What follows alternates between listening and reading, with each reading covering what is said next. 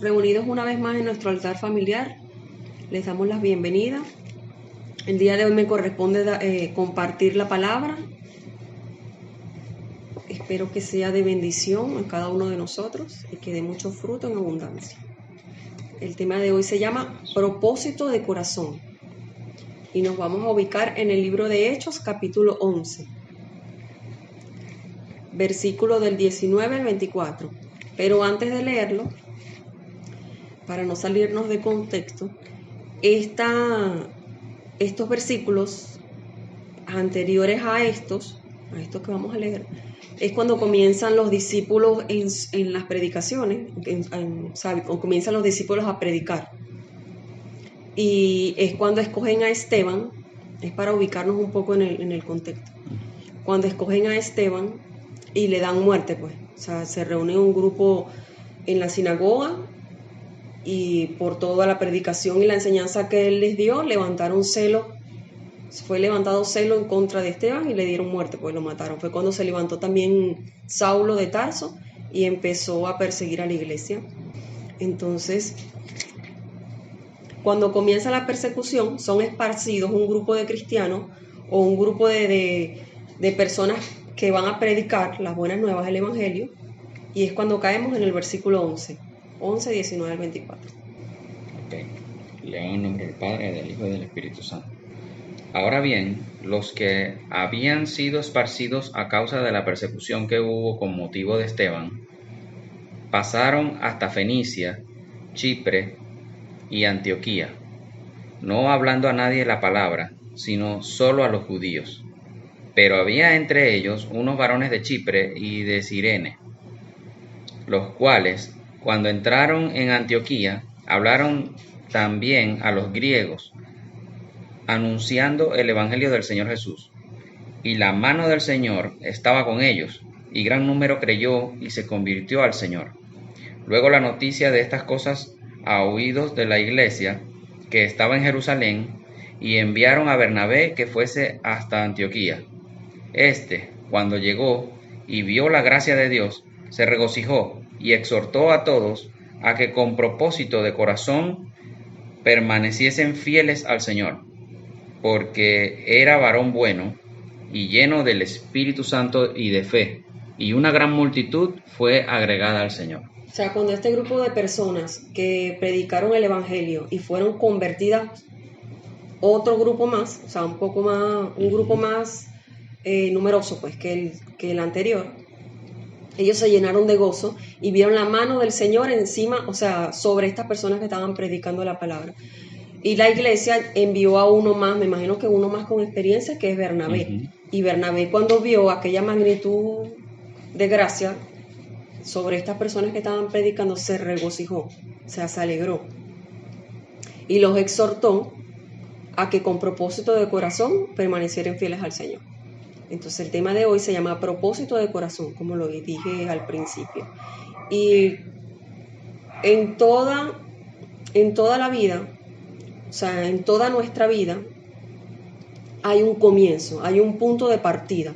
Y ese punto de partida tiene propósito y tiene intención. O sea, todo lo que hacemos en la vida tiene un propósito y tiene una intención. Y lo podemos ver también en la palabra de Dios, en el libro de Génesis, cómo comienza todo, cómo el Señor por medio de su palabra le da comienzo a la creación. Cómo Dios en el capítulo 1 comienza creando la luz, la lumbrera, separa el cielo de la tierra la exparte. O sea, toda la creación la comienza en un punto de partida en el primer libro de la palabra de Dios, que es el Génesis. Y luego sucesivamente crea al hombre del barro a su imagen y semejanza y todo eso. De igual manera nosotros, esa es la creación del mundo, o sea, cómo el Señor creó todo por medio de su palabra. Tiene un punto de partida y lo hizo con la intención de su corazón y con un propósito, que es el propósito que tienen cada uno de nosotros aquí en la tierra, o sea, el propósito por el cual Él nos trajo aquí a la tierra. Y el propósito también que le da a todas las cosas, porque cada una de las cosas que vemos y las que no vemos también tienen su propósito. Entonces, de igual manera nosotros, los seres humanos, en nuestra vida diaria, tenemos un comienzo para absolutamente todo. Y este comienzo también tiene su propósito y también tiene su intención. Y nuestro punto de partida como seres humanos es el corazón. Lo podemos leer en Proverbios 4:23, que dice que de toda cosa guardada guardemos nuestro corazón, porque del corazón mana la vida. Y mana la vida significa brotar, salir. O sea, lo dijimos en altares anteriores. Significa brotar, significa cuando algo sale, o sea, sale la vida, mana la vida del corazón. Y cuando hablamos de brotar o de salir, es el comienzo de alguna situación también. Le damos punto de partida o punto de inicio a una situación.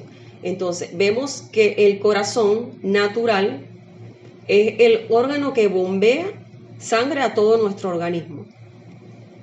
Pero el corazón espiritual es el que nos mantiene conectados con nuestro creador, es decir, con el Señor, con nuestro Señor Jesucristo. El corazón espiritual es el que nos conecta con Él. O sea, es la conexión entre el Señor y su creación. El corazón espiritual viene siendo como un mundo interior, como lo dice la canción de Jesús Adrián Romero, mundo interior.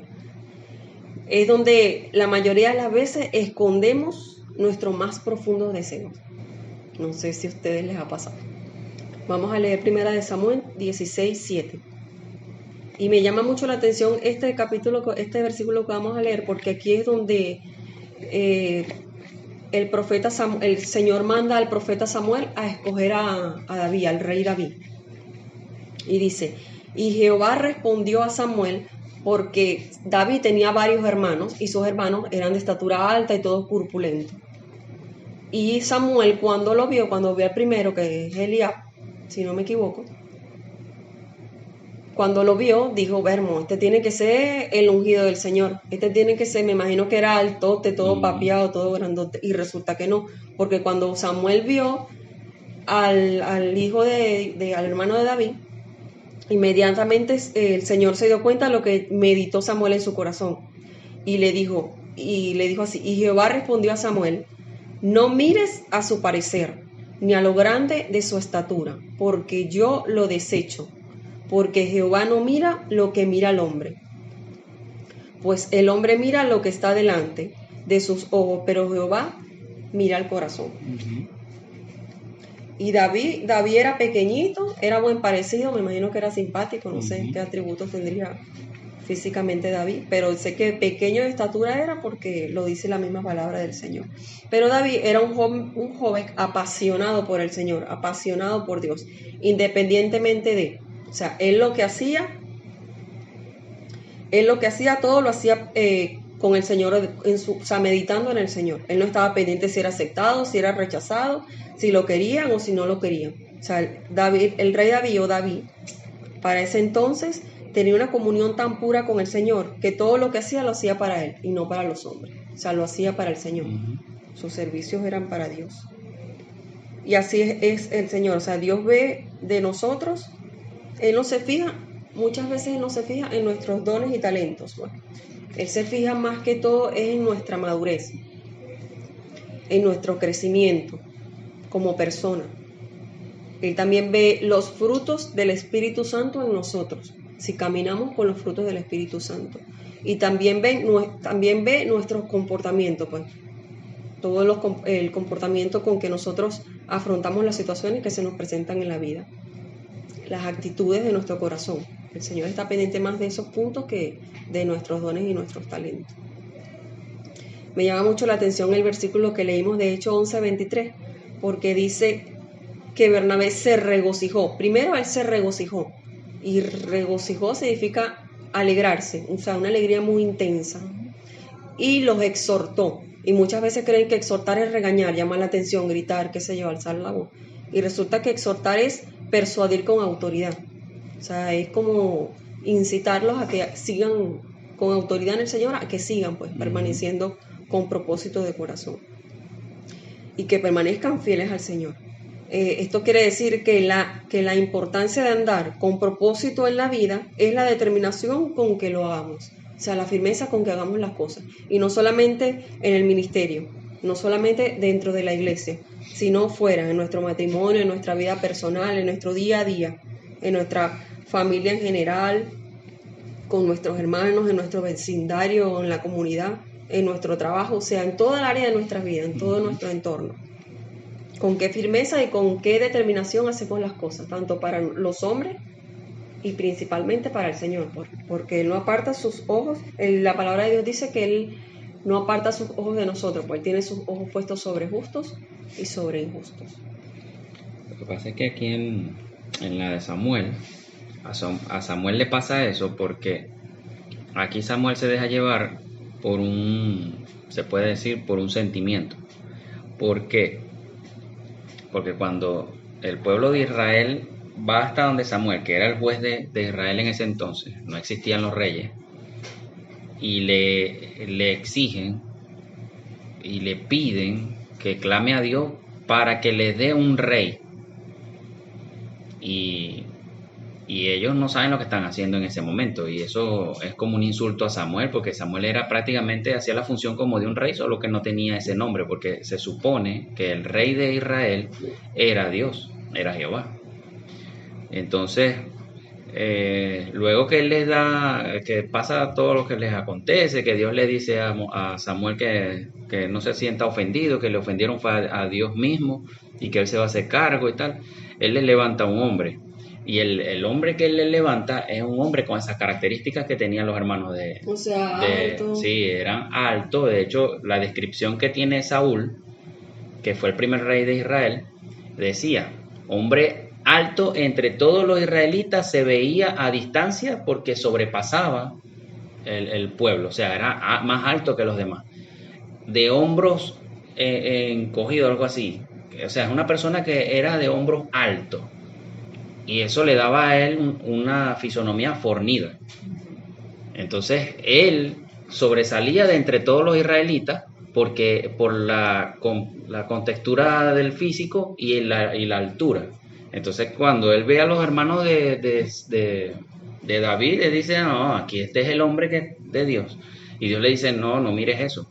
Porque él ya una vez, como Dios lo escogió así, él pensaba que ese era el prototipo de Dios. Y resulta que no. Dios, como dices tú, es el corazón de las personas, lo que está dentro de él. En Saúl, porque en Saúl no había un corazón recto delante de Dios. Y Dios le había dicho, el rey que se va a levantar para ustedes le va a hacer un mal. Y eso fue lo que hizo Saúl. En cambio, cuando viene con David, él viene ya al contrario. Dice, voy a levantar uno con mi corazón. Y lo que justamente tú mencionas en el del libro de Hechos, volviendo allí, ve que la exhortación de Bernabé es, a todo el mundo les dice, con propósito de corazón, o sea, la gente que tiene dispuesta el corazón para eso, es lo que pide el Señor. Yo leí el libro de Reyes en estos días y veía cuando la apostasía de Salomón, que la esencia donde Salomón cae de su reino y de su comunión con el Señor, fue que dice que él amó con amor a todas sus mujeres, que eran 1000 mujeres. Sí, él abrió totalmente el corazón para que ellas entraran y dominaran sobre él. Su propósito en su corazón era complacerlas a ellas, no a Dios. Y eso lo desvió totalmente de su camino en el Señor. Por eso es que Bernabé les dice, el que está con propósito en su corazón, permanezca fiel al Señor. Es decir, cuando ya tú abres todo tu corazón para el Señor, Él dice, ya una vez que lo abriste, permanece fiel, no te apartes.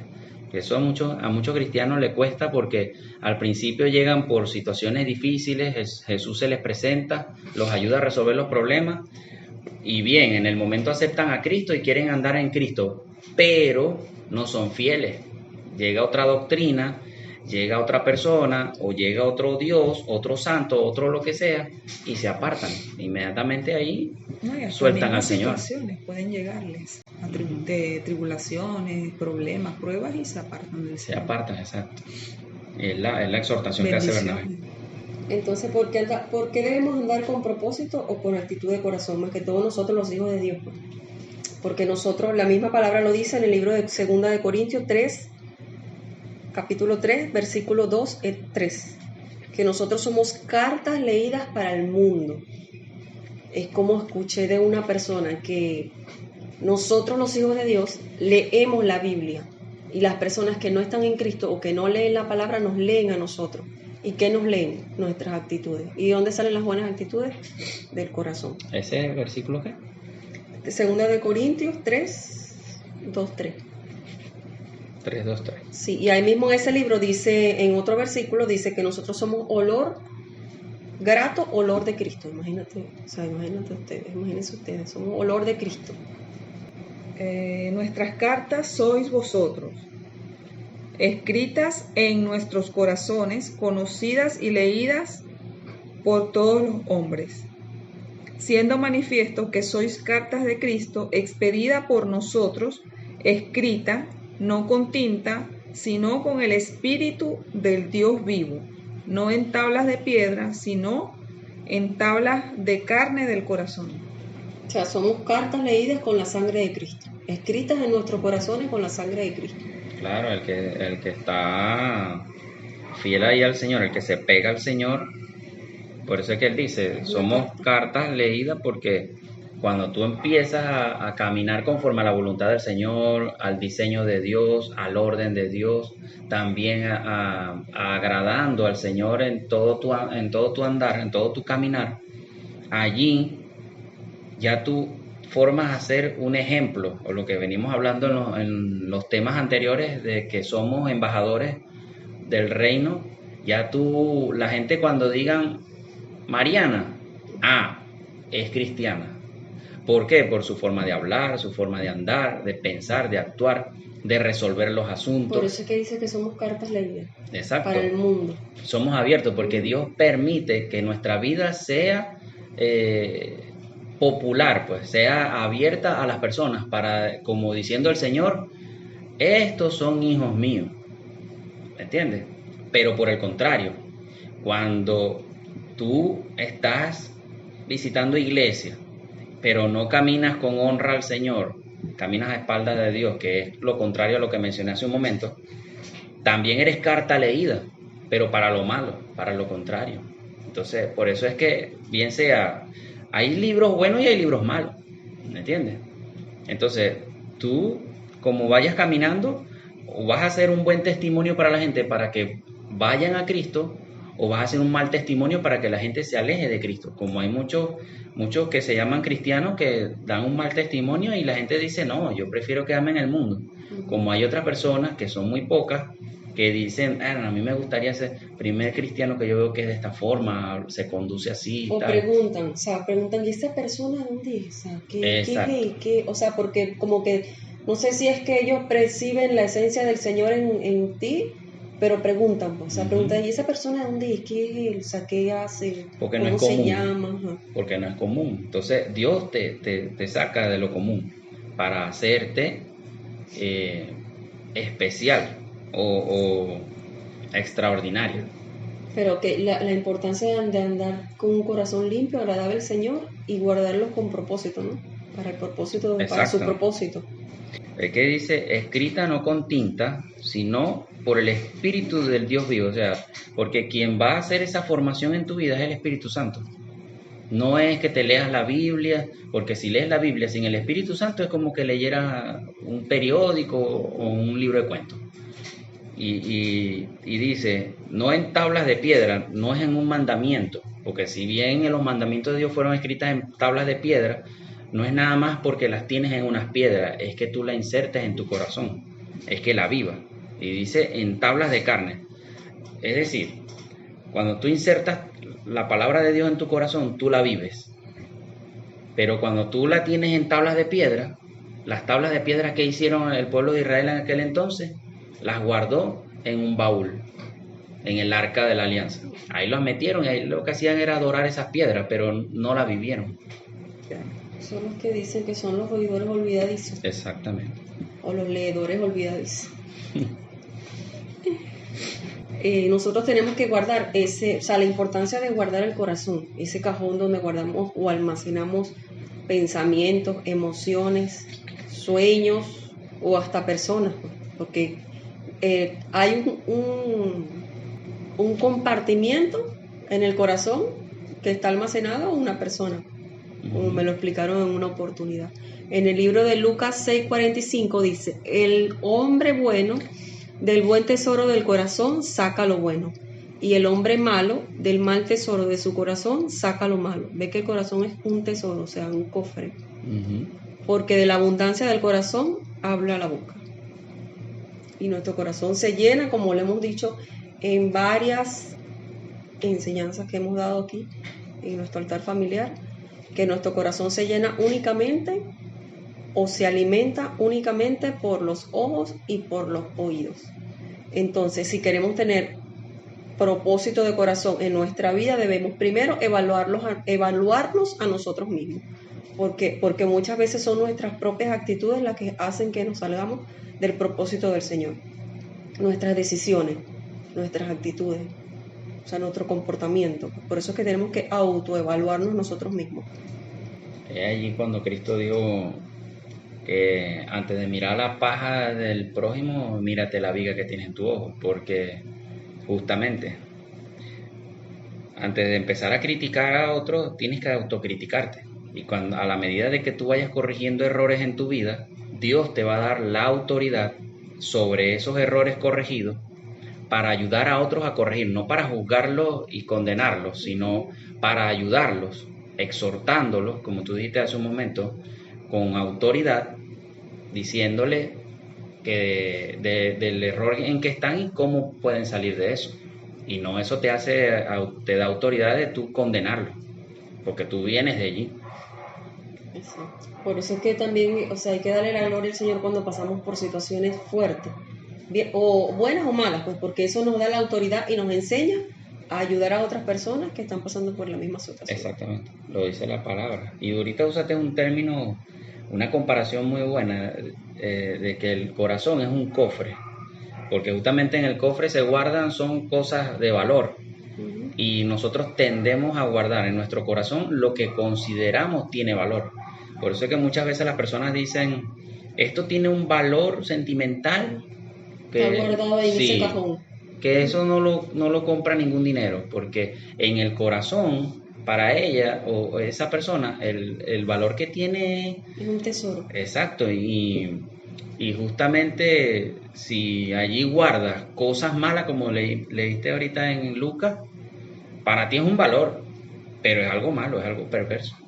Pero tú lo consideras que es algo bueno, solo que tú no estás al corriente o no tienes la revelación de que lo que estás guardando allí no es grato al Señor y no es conveniente para tu vida. Bueno, antes de guardarlo, primeramente, como lo dije, evaluarlo. Si primeramente agrada al Señor y edifica a los hombres, pues porque en algún momento va a salir, va a brotar de ese tesoro del corazón. Y ahí puede estar guardado ira, rencor, una falta de perdón. No, yo no lo perdono a él porque me hizo.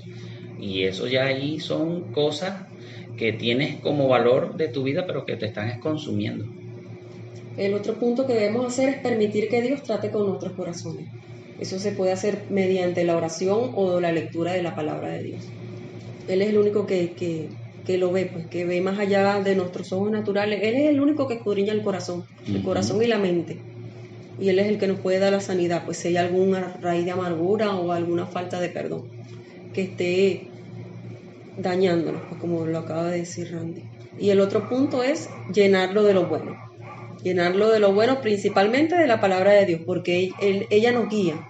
Ella nos guía, nos da vida, nos llena de esperanza, nos llena de fe y está llena de testimonios de profetas y de personas que eran tan reales como nosotros, que cometieron errores y por esos mismos testimonios, o sea, el Señor nos dejó su palabra para aprender de cada uno de ellos.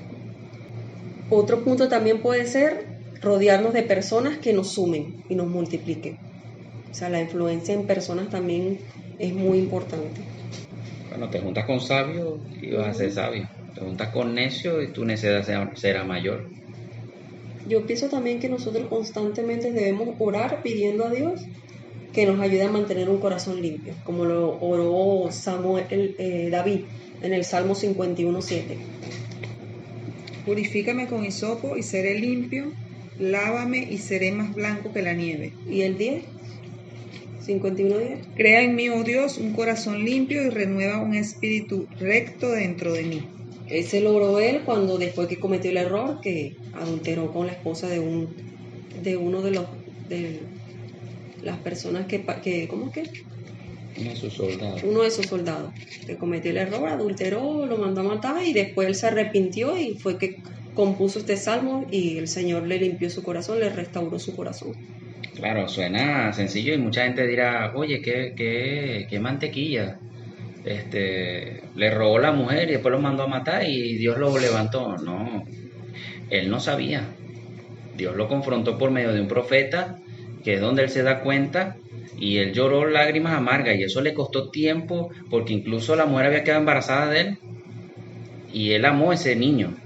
Pero ve lo importante que, o sea, como lo dije hace rato, que uno de los puntos también es llenarlo de lo bueno, llenar nuestro corazón de lo bueno, pues, que es la palabra de Dios, porque por medio de ese testimonio de David, de ese error que él cometió, o sea, nosotros no somos perfectos y también podemos cometer errores. Exacto. Entonces ahí él nos deja tremendo testimonio y tremenda enseñanza por medio del rey David, del profeta, o sea, para levantarnos y pedirle al Señor que nos limpie nuestro corazón. Exacto, es que si te pones a ver, la palabra de Dios te dice que David tuvo un corazón conforme al de Dios y ve el tremendo error que cometió él. Es decir, que no porque tú cometas un error vas a dejar de ser agradable al Señor, cuando tu corazón es limpio delante del Señor. Sin embargo, el que lee todo el Salmo, y lo invitamos a leer el Salmo 51 completo, él ahí hace descripciones de cómo lo consumía el pecado a él. O sea, él lo estaba pagando en su ser, en su vida. Y más allá de eso, perdió el bebé, que él hasta ayunó 7 días pidiéndole al Señor que le permitiera vivir al niño, pero como Dios es un Dios justo, en tela de juicio, el Señor puso en un telón, en una balanza, la vida de David o la del bebé. Pero a Dios le convenía más la vida de David porque había un propósito y había ya un trabajo hecho con él. Y Dios prefirió traerse al bebé, llevarlo al regazo del Señor, de Abraham, y perdonarle la vida. Y es cuestión de días, es cuestión de días también, o de meses, o dependiendo, porque bien sea por una falta que cometiste tú en contra del Señor por medio de un pecado, o por ¿cómo lo explico? O sea, bien sea por un error cometido tú, o una falta que cometiste hacia otra persona. No sé si me explico. Sí. Es cuestión de días, o sea, bien sea por dolor o por una falta que tú cometiste hacia otra persona, o algo que te hicieron a ti. O sea, que lastimaron tu corazón. Ya, dame explicarlo mejor. ¿Cómo cuestión de días? O sea, para limpiar, para que el Señor restaure y limpie tu corazón, puede ser por 2 motivos. Uno, porque está sumamente herido y necesitas sanarlo. Y otro, porque cometiste una falta y se ensució, pues, o sea, lo tienes sucio de perversidad. Entonces, dependiendo de tu situación, puede ser días, ¿me entiendes? La sanación, semanas, o el perdón, pues, semanas, días, meses. Y a veces hasta años. Y hasta años. Hasta en años y no. La restauración de tu corazón, ¿no? Eso depende de qué tanto entregas y tanto está tu arrepentimiento en tu corazón. Porque a la vista está, por lo menos cuando le pasó a Pedro, que negó a Cristo 3 veces, él lloró lágrimas de sangre y tomó tragos amargos. Y él estuvo allí sumergido en ese dolor por varios días. Es más, exactamente por 3 días. Porque cuando resucita Cristo y le anuncian a Pedro que vieron al Cristo resucitado, él inmediatamente vuelve a la vida y sale corriendo para ver con sus propios ojos a Jesús. Y ahí viene el arrepentimiento, ya él venía trabajando con ese arrepentimiento, pero viene ya la formalidad del perdón cuando él habla con Cristo. Y es como dices tú, ahí pasaron 3 días. A mí una vez me pasó una situación y lo que quiero aclarar es que puedes estar pasando una situación difícil, pudiste haber cometido el error más grave para el hombre, pero si en Dios hay un propósito y si Dios ve que en tu tiempo de limpieza y purificación con Dios, tu santidad, has sido un hombre recto o una mujer recto de corazón y que en ese error caíste por una concha de mango, Dios sabe que hay inocencia en ti, no hay malicia, no hay maldad, no es igual a una persona que es recurrente en el pecado. Y Dios no va a dejar de cumplir el propósito contigo porque caíste una vez. Por eso Él lo deja plasmado en la Biblia. O sea, no que pecó arbitrariamente, no es una persona que Exacto. peca arbitrariamente. Exacto, O sea, con toda la deliberadamente. Sin conciencia mala de- intención, pues, o sea, algo así. Exacto, No, que lo pegó hace sin deliberadamente. No, exacto, hacerlo deliberadamente, o sea, con toda la malicia y la malintención del mundo, Ay. planificado y que lo hace recurrente, siempre peca igual. Ahí no hay. Ahora, cuando tú lo haces primera vez y te arrepientes y no lo haces más, ahí es donde Dios ve que tienes un corazón recto. Y como dijiste tú, pues está en la palabra escrita, y cuando uno lee esta Biblia es que uno se da cuenta, oye, yo también puedo cometer un error y Dios perdonarme y yo avanzar. Pero si tú no lees esto, la persona se autocondena y dice, yo soy culpable, yo no puedo, yo me avergüenzo de Dios, yo no puedo ni siquiera orar, y se alejan. Y ahí es donde el enemigo le gana terreno. A mí me pasó hace tiempo, estaba en mi camino de santidad y estaba iniciando, cometí un error, caí en una de esas conchas de mango del enemigo, y cuando yo caí en cuenta, como le pasó a David, cuando lo confrontó el profeta, yo lloré lágrimas amargas por 15 días, y eso fue una lucha interna porque yo sentía odio, rencor, pero a la vez arrepentimiento y dolor por mí mismo porque sentía que le fallaba a Dios. Esa era una lucha que yo tuve por 2 semanas, orando y clamando a Dios día y noche por eso. Y eran madrugadas y yo lloraba al Señor arrodillado pidiéndole perdón por todas estas cosas, y eso fue todo ese mal. Pero una vez que Dios me restaura, porque ¿cómo tú te das cuenta? Porque Dios trae paz a tu corazón. Ya tú dejas de sentir dolor, dejas de sentir rabia. O sea, tú sientes una paz que eso no tiene descripción comparado a lo que venías llorando y sufriendo. Y cuando una vez yo sentí eso, yo fui libre. Y de ahí Dios me volvió a encaminar como le pasó a David. Por eso es que cuando hacemos algo, todo parte del corazón, o sea, todo inicia allí dentro. Y David, que era un hombre conforme al corazón de Dios, no era un hombre perfecto, como lo acabamos de hablar, pero tenía un corazón perfecto, un corazón conforme al corazón de Dios. Él tenía en su vida, el primer lugar en su vida lo que tenía era el Señor. Y él erraba y rápidamente se arrepentía. Le invitamos a que lean ese libro, el libro de Samuel, primera y segunda de Samuel. Él, todo también lo que hacía lo ponía primeramente en las manos del Señor. O sea, él cada vez que iba a tomar una decisión le preguntaba al Señor. Y él no le hacía el mal al prójimo, pues él cuidaba a los suyos, cuidaba a todo su ejército. David no se quejaba, David no murmuraba, más bien David era adorador. Y por bien o por mal, él siempre adoraba. Y él aguantaba las persecuciones y las aflicciones, manteniéndose firme al Señor, con un corazón puro, humilde, servicial y prudente. Hay otro punto muy importante en este libro de Hechos que leímos, que dice, permanezcan fieles. Él nos exhorta a que con propósito de corazón permanezcan fieles. Y la mismo, ¿no? Sí, porque él los exhorta a que con propósito de corazón permanezcan fieles al Señor. Entonces es un punto súper importante, permanecer fiel, porque la permanencia es lo que nos dará la determinación para ser fieles al propósito. O sea, la firmeza con que vamos a continuar, con que vamos a continuar de pie. Permanecer es constancia, permanecer es perseverancia, es estabilidad, la estabilidad que nos da para continuar. Permanecer fiel es continuar a pesar de qué, a pesar de que no veamos nada, porque nosotros tenemos que andar es por fe y no por vista, lo dice la misma palabra.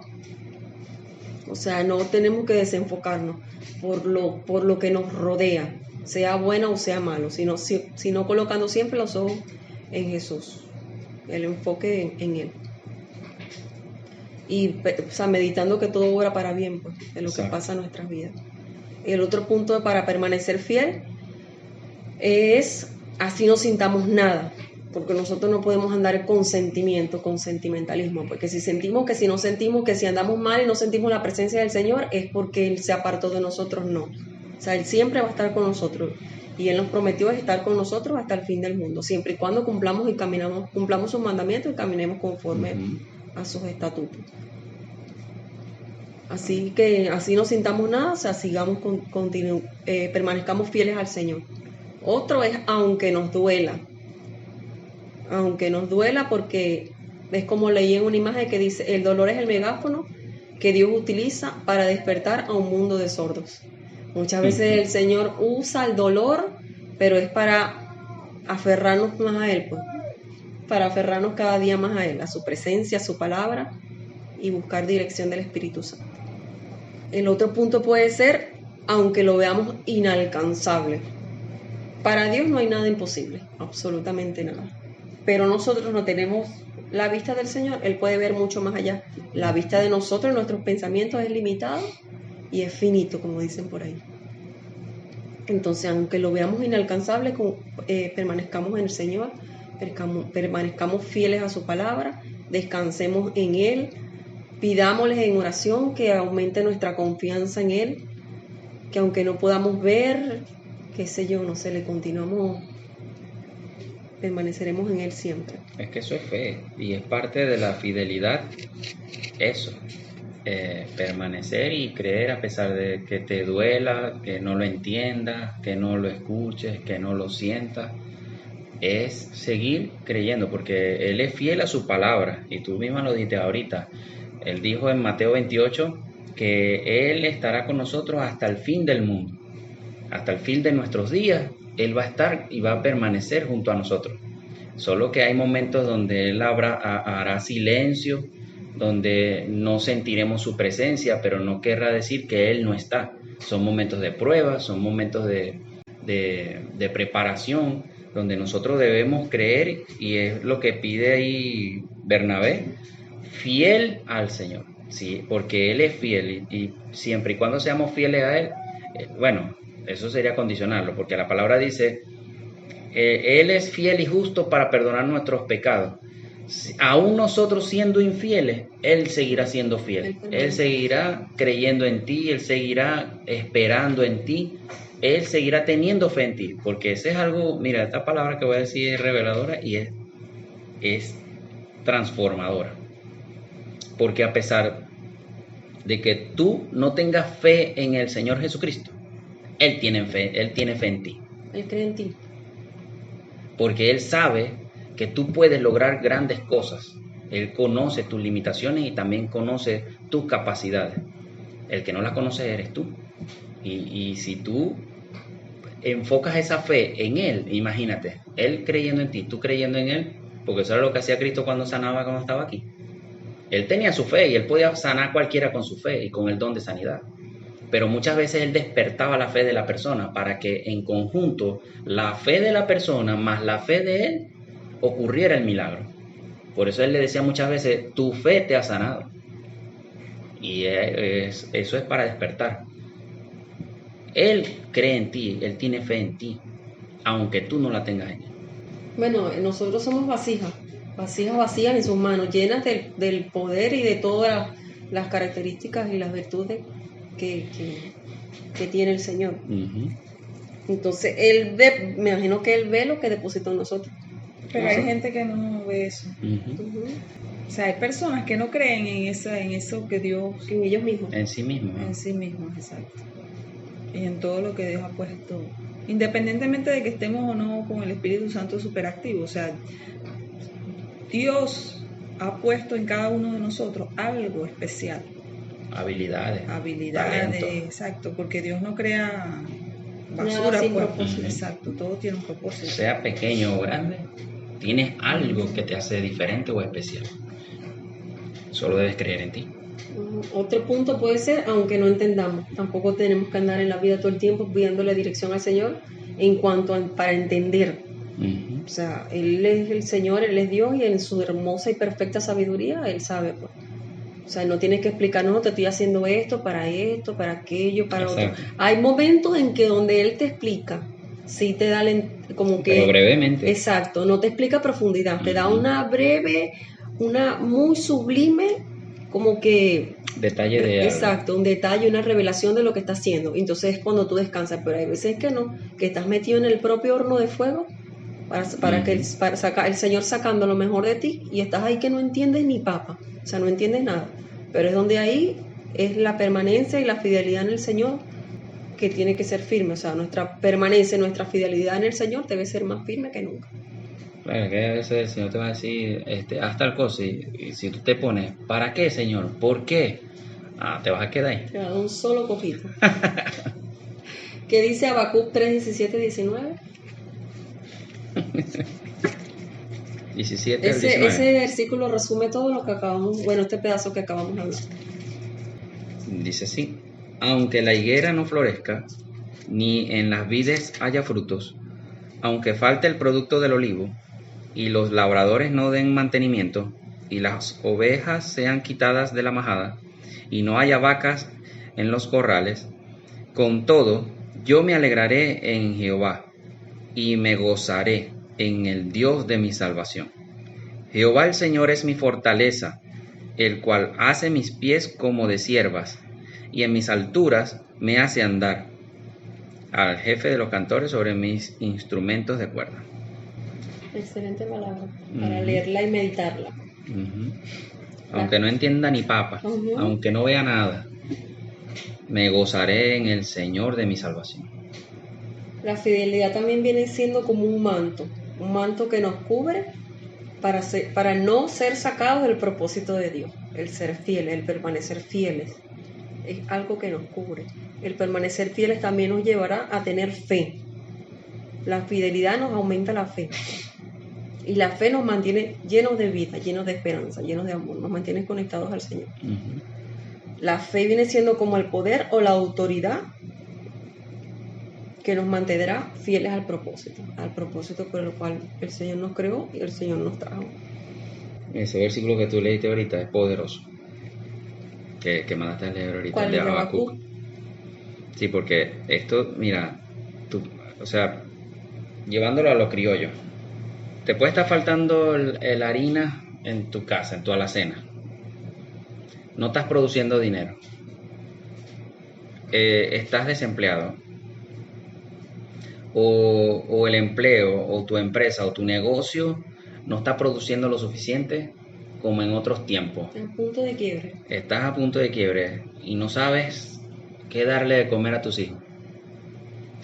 Él dice aquí: aún con todo y eso, aunque yo esté viendo esto en mi casa y yo esté viviendo en esta situación, y estamos hablando, se puede llevar a hoy en día la pandemia, donde casi todo el mundo está al mismo nivel. Él dice: con todo y esto, yo me alegraré en el Señor, en el Señor Jehová, en Jesucristo. Y me gozaré en el Dios de mi salvación, porque Él es el que me tiene la salvación.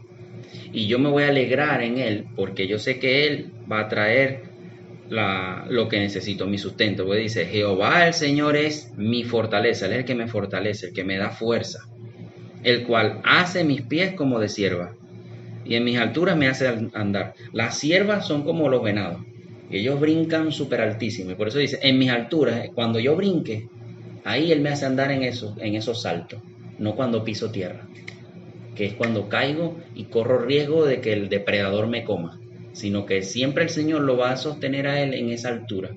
Y eso que las patas de la cierva son flaquiticas. Son flaquiticas, pero son unos resortes. Y entonces lo que Él dice, o sea, el Señor siempre me va a tener en el aire, siempre me va a sostener ahí arriba, aunque falte todo, Dios estará conmigo. También la fidelidad no es el día a día, o sea, no es todos los días.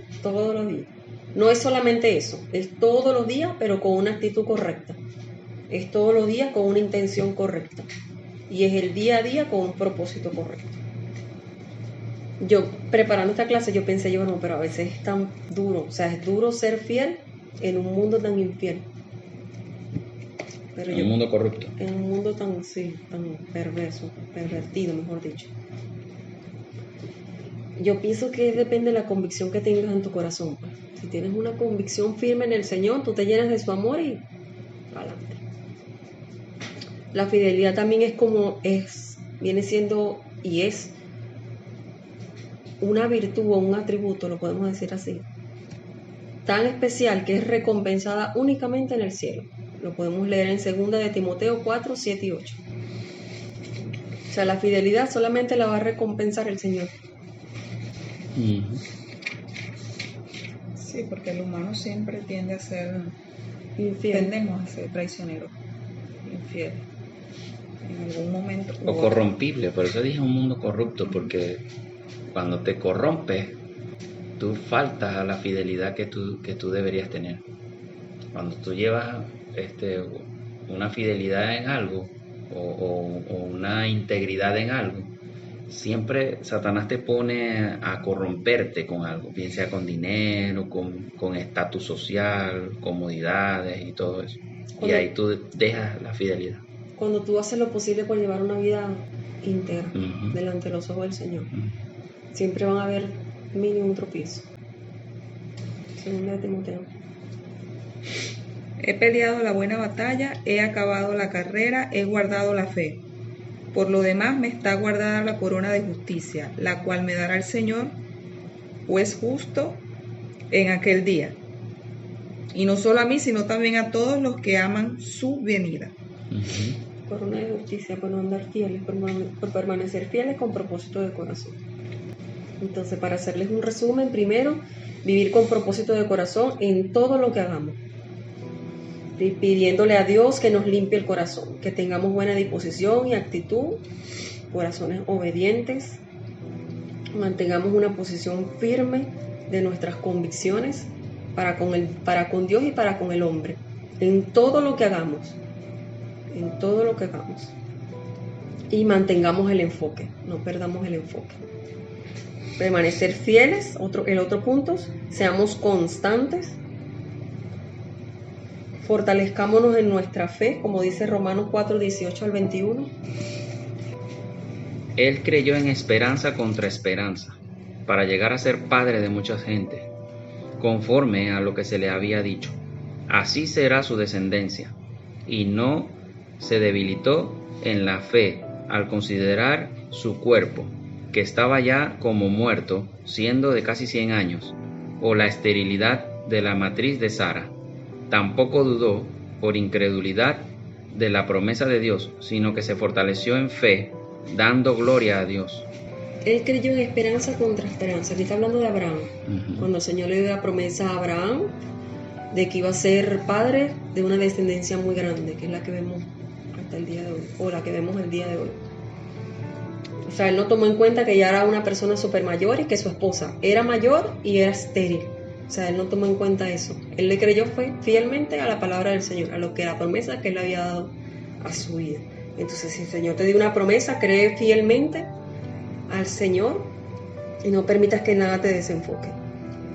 Profundiza cada día más en su palabra para poder aferrarse a sus promesas. Y para terminar, todo lo que hagamos, absolutamente todo, hagámoslo con propósito de corazón hasta alcanzar lo prometido o la visión que el Señor o que Dios haya colocado en nuestros corazones.